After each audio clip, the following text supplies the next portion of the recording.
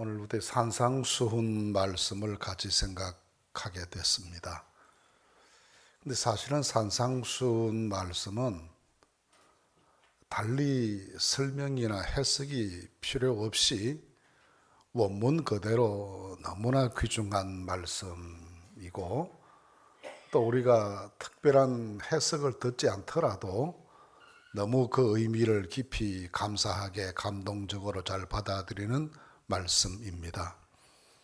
자칫 이 본문을 가지고 설교한다는 것이 오히려 여러분들이 가지고 계시는 감동이나 산상수훈에 대한 원래 주님께서 하신 말씀에 대해서 오히려 덧칠을 하는 것 같거나 오히려 상처나 손상을 입히는 것 같은 느낌이 들 수도 있기 때문에 이 말씀을 가지고 어떻게 설명을 추구를 한다는 건 굉장히 부담스럽고 어려운 내용이지요. 그만큼 이 말씀은 말씀 그 자체로 완벽하고 우리 모두가 원래의 이 본문 말씀 읽으면서 충분히 감동 있는 그런 말씀이기 때문에 하기가 어렵다는 생각을 하게 됩니다.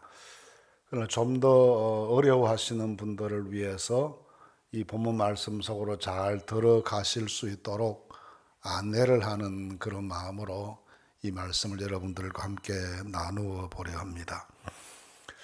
우리가 성경 말씀을 공부하고 또 말씀을 읽을 때 굉장히 조심해야 될 것 중에 하나가 우리가 기존에 가지고 있는 선입견이나 고정관념 이런 것들로 틀을 먼저 만들어 놓고 거기에 자꾸 성경 말씀을 끼워 맞춰 가지고 자기 취향에 맞는 해석을 만들어 내려고 하는 굉장히 위험한 방식이죠.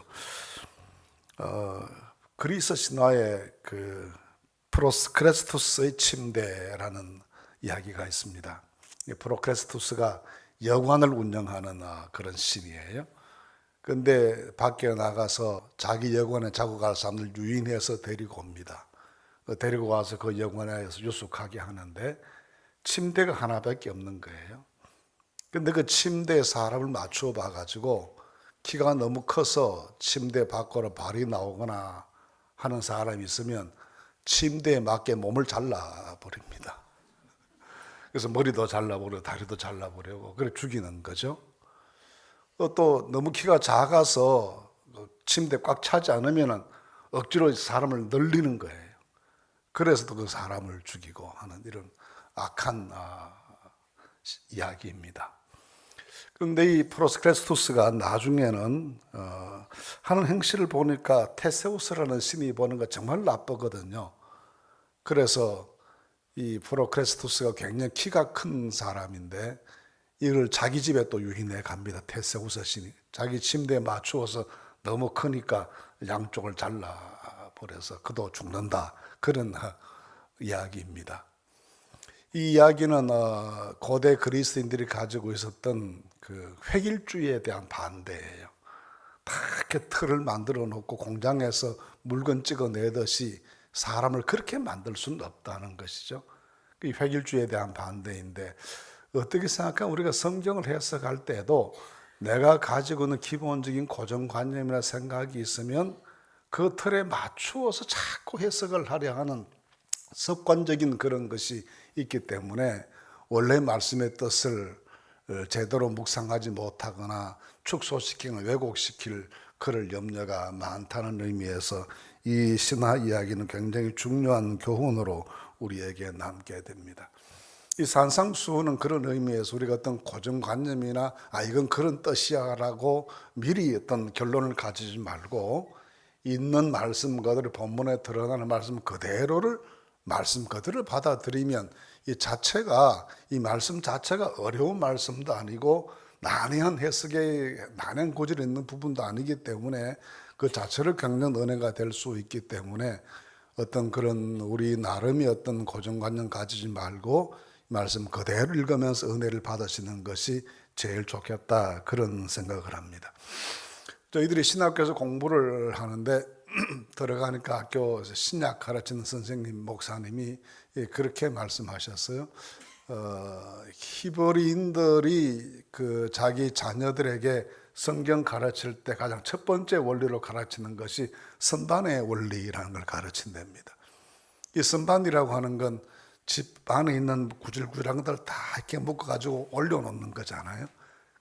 지금까지 여러분들이 성경에 대해서 가지고 있던 지식이나 해석이나 이런 것들을 다 쏟아놔서 보따리에 묶어 선반에 올려놓고 백지 상태에서 배워라, 그런 말씀으로 말씀하셨습니다. 이 산상보험 말씀 읽을 때는 그렇게 받으시면 훨씬 더 생생한 주님의 음성을 들으실 수 있을 것이라 생각해서 이런 말씀을 드립니다. 이 마태복음의 전체를 설명하는 데 있어서 마태복음의 구조가 매우 중요하게 해석의 기준이 되기도 합니다. 마태복음은 이 5장에서부터 이제 본론이 시작된다라고 볼 수가 있는데, 이 본론 이야기가 한 번 예수님의 설교가 나오고, 그 다음 예수님 하신 사역이 나오고, 또 설교 나오고 사역, 이게 5차례 반복되는, 설교 나오고 사역 나오고 설교 나오고 사역 나오고, 제일 첫 번째 설교가 5장에서 7장까지의 산상수훈설교이고요. 그래서 그 후에 8장 9장에 예수님의 기적 이야기가 쭉 연결되다가 10장에 가면 두 번째 설교가 나옵니다. 12제자 파송하시면서 하신 파송식 설교가 나오고요. 11장 12장에서 또 예수님의 이적 이야기들이 나오다가 13장에 가면 천국 비유 설교가 나옵니다. 씨 뿌리는 비유, 이런 천국 비유의 설교를 주님께서 해주셨고, 그리고 14, 15, 16, 17에 또 사역하시는 이야기가 나오다가 18장에 가서는 교회 생활에 대한 설교가 나옵니다. 그리고 마지막에는 23장에서 25장까지 종말을 대비하는 신앙인의 자세에 대해서 종말론 설교가 마지막에 나오고, 그 이후에 십자가 순환과 부활 이야기로 마태복음이 완성되게 되죠. 그래서 5가지 묶음으로 되어 있다고 봐서 설교 나오고 사역 나오고 설교 나오고 사역 나오고 이렇게 되어 있다고 해서 어떤 학자들은 이것을 모세오경에 비유합니다. 모세오경에 창세기, 출애굽기, 레위기, 민수기, 신명기 5권 있는 것처럼 예수님의 마태복음 설교도 5편으로 되어 있어서 이걸 자꾸 끼워 맞추려고 시도를 하죠. 첫 번째 설교와 창세기, 두 번째 설교와 또 이렇게 출애굽기 등등으로 자꾸 조합시키려고 노력을 하는데, 그렇게 조합이 꼭 맞아 들어가지는 않습니다. 또 5번 설교가 있다고 이것이 꼭 모세오경과 짝을 이룬다, 그렇게만 볼 수도 없고, 오히려 어떤 면에서는 마태복음은 마태복음 그 자체로 보는 것이 훨씬 더 우리에게 은혜가 될 것이다, 그런 생각을 합니다.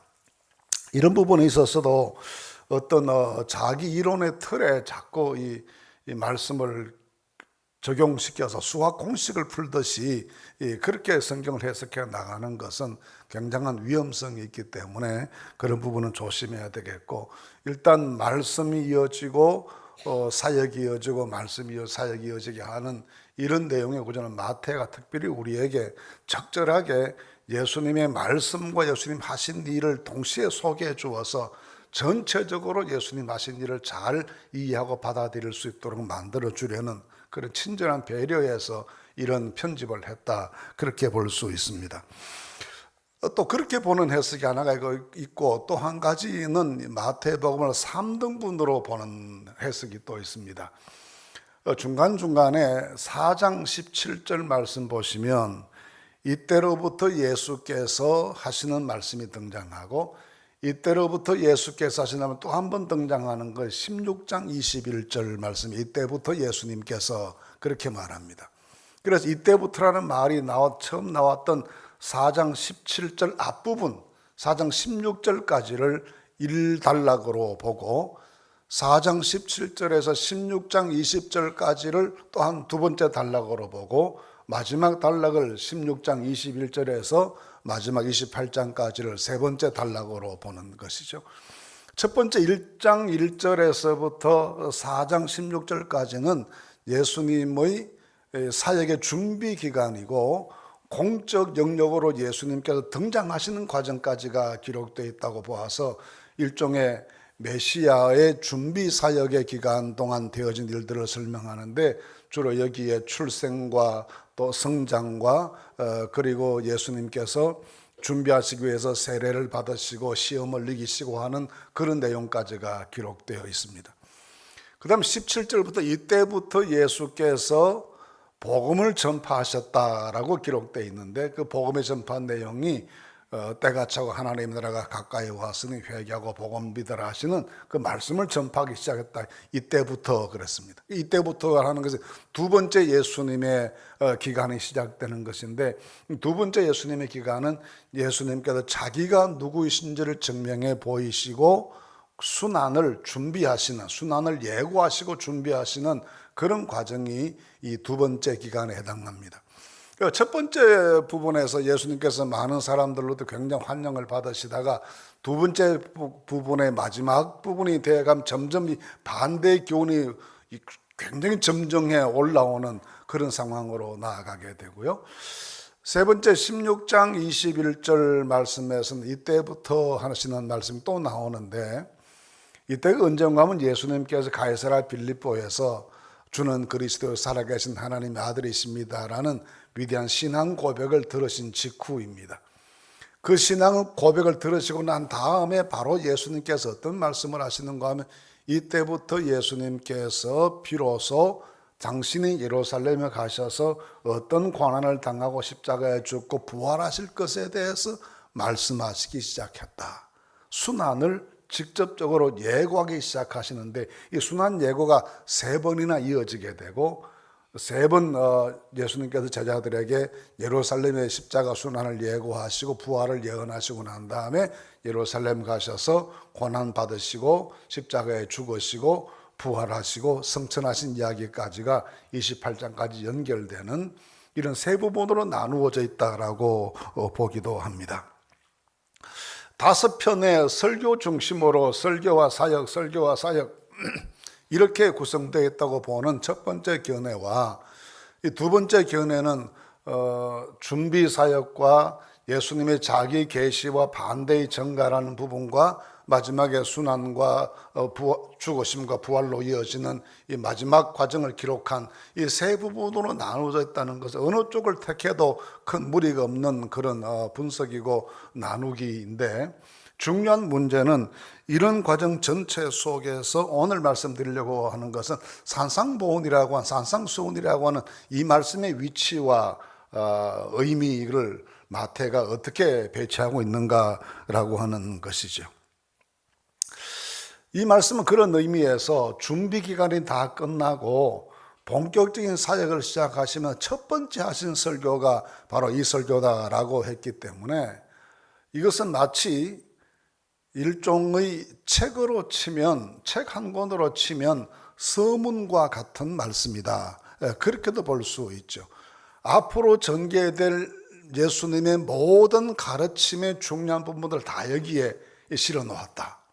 그렇게 보는 견해입니다. 그래서 시작의 그 순간에 이 산상수훈을 마태복음의 첫 부분에 이렇게 실어 놓은 것은 예수님께서 앞으로 전개될 예수님의 하나님 나라 건설이 어떻게 전개될 것이고 그 하나님 나라 백성은 어떤 자세를 가지고 살아야 되고 하는 이런 내용들을 하시고 싶은 앞으로 이루고 싶은 모든 말씀들을 다 여기에 담아 놓았다. 그렇게 보기 때문에 이 산상수훈 설교의 중요성은 그렇게 의미가 있다라고 보는 것입니다.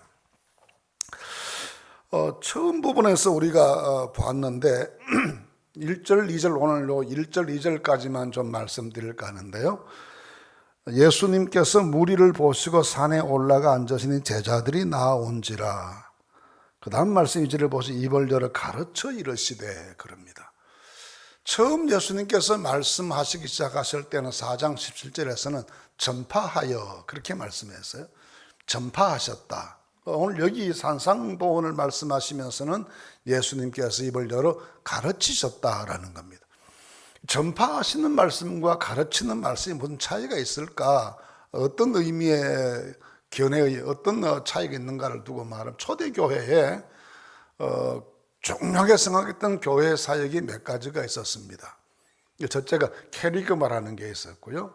둘째는 디다키라는 게 있었고 셋째가 디아코니아에서 넷째는 코이노니아라는 게 있었어요. 이 캐리그마는 복음의 전파였습니다. 디다키는 말씀의 가르침을 의미했습니다. 그리고 디아코니아는 교회의 섬김을 말했습니다. 코이노니아는 성도의 교제를 말했습니다. 이 네 가지가 굉장히 중요하다 그렇게 보았는데 예수님께서 사신 일들을 네 가지로 분류한 것이죠. 예수님 말씀 전파하시고 또 예수님께서 말씀을 가르치시고 예수님께서 섬기시고 예수님께서 사람들과 교제하시고 이런 네 가지를 교회가 해야 될 일이 예수님 하신 일을 물려받아서 수행해야 된다는 점에 있어서 캐리그마, 디다케, 디아코니아, 코이노니아 이 네 가지를 말했는데 예수님께서는 초기에 처음 시작하시면 가장 먼저 이 선포하시는 전파하셨다는 말씀 제일 먼저 하셨어요. 이 전파는 지난번에 한번 설명드린 바처럼 공포라는 의미, 법률을 만들어서 공포하는 것. 여기는 뭐 구구절절히 왜 이렇게 해야 되는지는 설명이 없습니다. 이렇게 나라가 법을 정하고 왕이 법을 공포하니까 모든 사람들은 따르라 그것이죠. 그게 공포이죠. 예수님 하시는 말씀은 공포였다는 것입니다. 회개하고 하나님께로 돌아와야 된다. 그게 공포였습니다. 그런데 오늘 말씀에서는 가르치셨다라고 말씀합니다.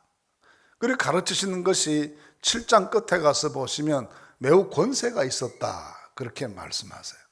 가르치는 것을 통해서 사람들을 감동시키시고 사람들의 변화를 불러내시고 가르침을 받았던 모든 사람들이 깜짝 놀랄 만큼 전혀 새로운 종류의 가르침에 사람들이 감동받을 만큼 가르치는 것이 매우 효과적이었다, 대단했다는 것을 설명하죠.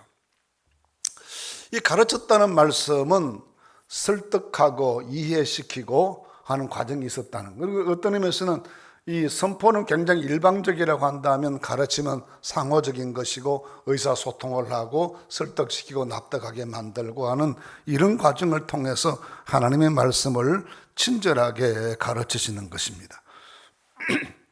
그런데 가르치시는데 이 가르치시는 말씀을 마태복음에서는 가르침 받는 사람에게 두 가지 의무를 부여해 줘요. 가르침을 받는, 주님은 가르치시고 제자들은 배우는데 그 가르침 받는 사람은 두 가지 의미를 부여한. 한 가지는 가르침 바대로 배운 대로 실천해라. 그래서 마지막 산상수훈의 마지막에 가서 보시면 그럽니다.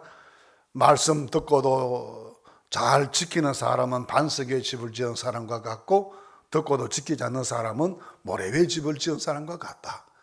나더러 주여 주여 하는 사람마다 다 천국에 들어가는 아니다. 들은 말씀대로 잘 지키는 사람이여 들어간다. 그래서 가르침 받는 배우는 모든 사람들에게 첫 번째 의무가 배운 대로 실천하고 살아갈 것, 그것을 중요하게 생각했고 두 번째 의무를 주셨습니다. 두 번째 의무는 마태복음 제일 끝에 나와요. 너희는 가서 모든 민족으로 제자를 삼고 아버지와 아들과 성령의 이름으로 세례를 주고 내가 너에게 분부한 모든 것을 가르쳐 지키게 해라. 너희도 가르치는 자가 되어라. 그렇게 말씀하십니다. 그러니까 가르침을 주님께서 베푸시면서 가르침 받는 사람들에게 두 가지를 당부하신 것이죠. 명령하신 것이죠. 가르침 받는 대로 살아라. 그럼 너희도 이 말씀을 가르치는 자가 되라 하신 겁니다. 오늘부터 우리 가르치신 주님의 말씀을 우리 같이 생각하게 될 텐데 가르쳐 주신 말씀을 받는 우리의 자세가 이 말씀을 가르침 받고 이 말씀대로 살겠습니다. 우리도 이 말씀을 가르치는 자가 되겠습니다 라고 하는 이런 전제가 우리 가운데 있어야 이 말씀이 의미가 있다라는 겁니다. 이제 1절에 보시면 예수께서 무리를 보시고 있는데 무리는 성경에 제자와 무리를 구분할 때가 많습니다. 제자들은 12제자나 특별히 가까이 주님을 늘 동행했던 사람들, 주님이 가시는 곳마다 주님과 동행했던 그 중에 12제자도 있고 좀 넓은 의미에서 제자들도 있었겠죠. 또 많은 여인들도 따랐으니까요. 그 사람들 다 포함해서 제자들이다 그렇게 말을 했고 무리란 갔을 때 모여드는 사람들을 의미합니다. 근데 예수님께서 초기인데 4장 우리가 보았을 때도 가시는 곳마다 여러 지방에 사람들이 몰려들었다 그러는데 이때도 사람들이 몰려왔습니다. 그 사람들이 몰려오는 것을 보시고 산에 올라가 앉으시니 그럽니다. 이 산은 예수님 활동의 중요한 무대였습니다. 예를 들면 마귀에게 시험을 받으실 때도 산이었거든요. 그 시험산이라는 산이 지금도 여리고 근처에 있죠. 이 산이었습니다. 그 모습이 거룩하게 변형되신 것도 산이었습니다. 다볼산이라 하기도 하고 하는데 우리는 흔히 변화산 그렇게 부르지만 해발 약 400-500m 정도가 되는 산이었습니다. 주로 많이 활동하신 예루살렘도 산 동네입니다. 해발 800m 고지에 있는 산이었습니다. 예수님께서는 산과 관계를 많이 가지시는데 첫 번 설교하신 것도 산이었고 부활성천하신 것도 감난산이었습니다. 이를 의미해서 보면 예수님의 중요한 삶의 변곡점마다 생겼던 중요한 사건, 산과 밀접한 관계를 가지는데, 이게 예수님께서 산에 앉으셨다라고 하는 말, 산에서 말씀을 선포하셨다는 말씀을 들을 때 이스라엘 사람들이 얼핏 느끼는 것은 시내산이 연상되는 겁니다. 왜냐하면 하나님의 백성으로서 이스라엘 사람들이 이집트에 살다가 해방되어서 광야로 나와서 시내산까지 갔는데, 그게 한 50일 정도 걸려서 광야 길을 걸어 시내산까지 갔는데, 그 시내산에 그들이 도착했을 때 하나님이 그들 가운데 임재하십니다. 그리고 그들의 말씀을 주십니다. 그 말씀이 십계명이었고 그 이후 주신 말씀이 여러 가지 종류의 율법의 말씀이었습니다. 때문에 구약시대 때도 하나님께서 그 백성들을 하나님의 거룩한 백성 삼으셔서 구원하시고 광야로 인도하시고 시내산에서 그들을 만나시고 난 다음에 그 산에서 주신 말씀이 하나님의 선민으로서 이스라엘은 이렇게 살아라. 이스라엘 백성들의 하나님 백성이 살아가야 될 일종의 헌법 같은 말씀을 그들에게 주신 것이죠. 모든 삶의 중심되고 기준되는 말씀을 이 시내산에서 주셨습니다. 그것이 그들은 하나님의 백성인 하나님의 선민인 이스라엘이 살아가야 될, 지켜야 될 굉장히 중요한 원칙이었고 하나의 헌장과 같은 그런 말씀이다 라고 생각하고 그 말씀을 중요하게 생각했습니다. 또 하나님께서도 그 말씀에 늘 순종해야 된다라고 늘 가르치셨습니다. 그런데 이 새 이스라엘이지 않습니까? 이제 믿는 사람들은 혈통으로서 이스라엘이 아니고 회개하고 마음을 하나님께로 돌이켜서 예수님을 구주로 믿고 따르기 시작하는 새 이스라엘입니다. 혈통으로 되는 사람들이 아니고 회개와 신앙으로 거듭난 사람들이에요. 이 사람들에게 예수님께서 산에서 말씀을 선포하십니다. 그것은 곧 새 이스라엘이 지켜야 될 헌장, 헌법, 그게 뭔가를 말씀해 주시는 것이다 라는 의미에서 예수님은 산에서 말씀하셨다, 그렇게 해석할 수가 있습니다. 그래서 율법을 구약의 이스라엘 백성들이 지켜야 될 헌장과 같은 말씀으로 시내산에서 주셨는데, 예수님께서는 산에서 자기에게 나오는 12제자를 비롯한 따르는 믿는 무리들에게 회개하고 믿음을 가지고 하나님 나라 백성이 된 사람들에게 그 나라 백성은 이렇게 산다 하고 제시해 주시는 것이죠. 그래서 이 말씀 속에는 교리적인 설명이 없어요. 바울이 교리적인 설명을 로마서 했던 것은 우리가 믿음으로 구원받습니다, 이런 교리적인 설명이 하나도 없습니다. 왜냐하면 이 말씀은 이미 회개하고 믿고 예수님 구주로 섬기기로 생각하고 따라온 사람들, 이미 믿음으로 구원받은 사람들에게 주시는 말씀이기 때문에 어떤 의미 교리적인 교훈이기보다는 윤리적인 교훈에 가깝습니다. 굉장히 도덕적인 가르침을 많이 여기에 담아두고 있다고 보아야 하겠습니다.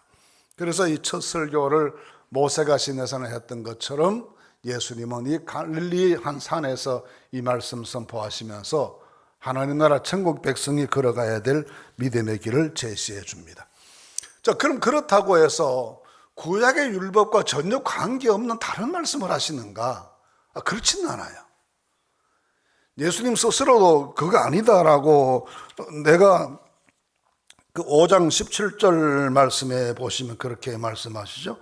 내가 우선 율법을 폐하러 온 줄로 생각하지 말아라. 나는 율법을 무시하거나 폐지하기 위해서 온 것이 아니라 완성시키기 위해서 왔다, 그렇게 말씀하십니다. 그러니까 구약과 관계없는 새로운 새로운 종의 율법을 제시하는 것이 아니라 구약의 부족했던 부분을 완성시킨 새로운 우리 예수 믿는 성도들이 하나님 나라 백성들이 지키고 살아가야 할 새로운 기준을 제시한다는 것이죠. 그래서 자주 그런 말씀하시지 않아요? 너희는 이렇게 배웠지만 나는 너에게 이렇게 말한다. 예를 들면 5가지가 나와요. 살인하지 말라는 말을 내가 들었는데 나는 너에게 말하 형제를 욕하지 말고 저주할 줄 하지 말아라. 그러면 지옥 간다. 또 간음하지 말라는 말을 내가 들었는데 나는 너에게 말하는데 음욕을 품는 자마다 간음한 사람이다. 헛된 맹세하지 말라고 배웠는데 나는 너에게 말하는데 맹세는 그 자체를 하지 말아야 된다. 그런가 하면 눈은 눈으로 이는 이로 갚아라는 말을 들었거니와 나는 너에게 말한다.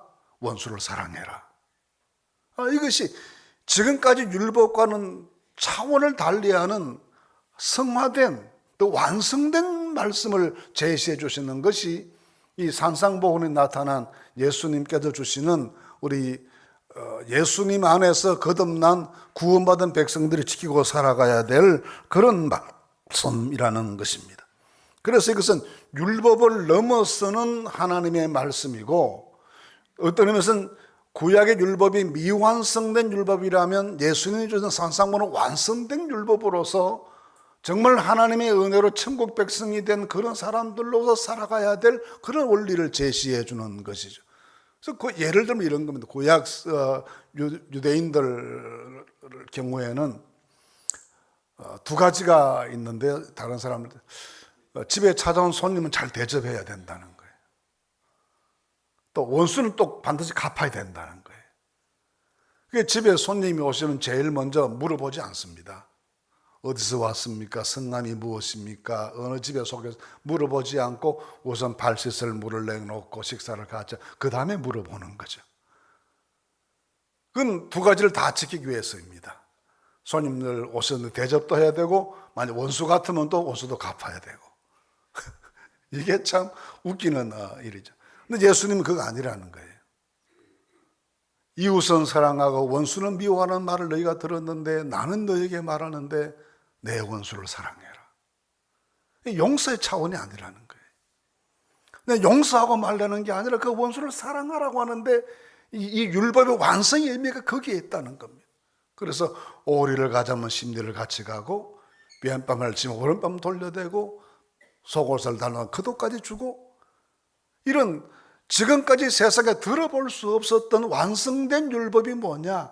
완성된 하나님 말씀, 그걸 예수님께서 산상보훈에서 말씀하시기 때문에 이 산상보훈은 별명이 많아요. 그래서 어떤 분은 세계 문학의 최고 표현력이 있는 문장이다, 그렇게 말하기도 하고요. 인간 윤리의 최고봉이다, 그렇게 말하기도 하고, 수백 개의 보석으로 장식된 왕관과 같다라고 말하기도 하고, 제일 많이 우리 잘 아는 말은 천국 대언장이다, 크리스찬 마그나 카르타다, 그렇게 표현하기도 하고, 그러니까 칭찬할 수 있는 모든 칭찬을 다 동원해 산상보훈을 말하고 칭찬하고 높이고 이 말씀을 귀하게 여기게 됩니다. 이 말씀이 천국 대언장이라고 한다면 천국의 왕은 예수님이시고 제자들은 그 신하들이고 이 무리들은 그 백성이고, 그런 의미 아니겠습니까? 그래서 왕이신 예수님께서 제정해 주시는 새로운 천국 백성의 도리를 따라서 제자들도 살아야 하고 무리들도 그 새로운 천국 백성의 윤리대로 살아가야 한다라는 겁니다. 근데 산에 올라가 앉으시니 제자들이 나아온지라, 이 구절도 재밌게 해석하시는 분들이 있어요. 이게 마치 어떤 모습처럼 보입니까?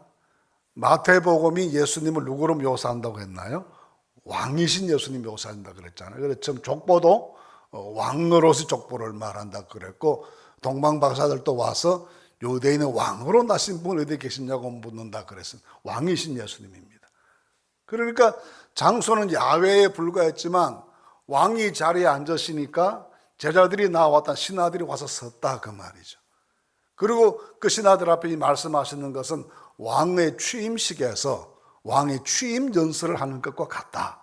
그렇게 표현하기도 합니다.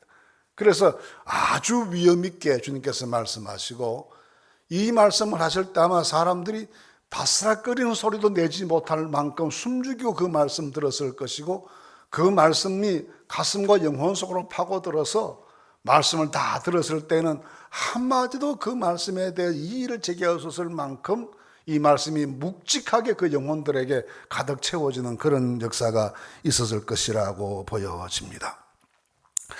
그래서 예수님께서 이 표현 장면이 어떤 분들, 학자들은 시내산에서 모세가 율법을 받았던 것처럼, 그 율법을 선포했던 것처럼 예수님께서는 새로운 하나님 나라 백성들이 지켜나가야 될 새 헌법을 공포하셨다, 그렇게 보기도 하고, 어떤 분들은 왕이신 예수님께서 신하들을 앞에 두시고 왕의 취임식 전에서 왕이 취임 연설을 하시는 것처럼 그런 말씀으로 들려주신 내용이다라고 하기도 합니다. 어쨌든 우리는 이 말씀에 대해서 이런 말씀들을 쭉 읽어보시게 되면 두 가지 중요성을 느끼게 됩니다. 한 가지 중요성은 이 말씀이 너무나 중요하구나라는 거예요. 이 말씀이 너무나 중요한 말씀이구나라는 거예요. 무엇과 비교할 수 없이 중요한 말씀이구나라는 거예요. 둘째 느끼는 것은 이 말씀하시는 예수님이 너무나 중요하신 분이시구나. 그래서 보통 다른 율법을 가르치는 선생과 그런 선지자 중에 한 사람이 랍비 중에 한 사람이 아니시다. 마지막 결론이 그거예요. 이분은 보통 랍비 중에 한 사람이시거나 선지자 중에 한 사람, 그런 분이 아니시다. 이 설교가 끝났을 때 7장 마지막에 보시면 저희 서기관들은 선생들 같지 않았다. 16장 말씀에서는 선지자 중에 한 사람이 아니시다. 그 결론이에요. 그럼 누구시라는 겁니까? 이분은 왕이신 메시아이시다는 겁니다. 이 말씀을 하실 수 있는 분은 왕이신 메시아, 우리 구주이신 그리스도, 그분밖에 이런 말씀하실 수가 없다. 이 말씀 들었을 때 다 느끼는 마지막 결론, 이분이 우리가 기다리시는 메시아시다. 그 결론을 느끼도록 주님께서 이 말씀을 해주셨다는 겁니다. 앞으로 우리 산상보훈 설교 말씀을 원문을 그대로 같이 읽어 나가시면서 여러분이 느끼시는 감정이 그렇게 되실 수 있기를 바랍니다. 이 말씀이 너무나 소중하고 너무 은혜로운 말씀, 너무 중요한 말씀이구나. 이 말씀 붙잡고 살아야지라는 것과, 이 말씀 들려주시는 예수님이 우리의 주님이시구나, 이분 우리 왕이시구나, 이분 우리의 생명의 주인이시구나, 그 결론을 내 마음속에 내리게 되는 그런 하나님의 감동과 은혜의 역사가 이루어지는 시간들이 되실 수 있기를 간절히 바랍니다.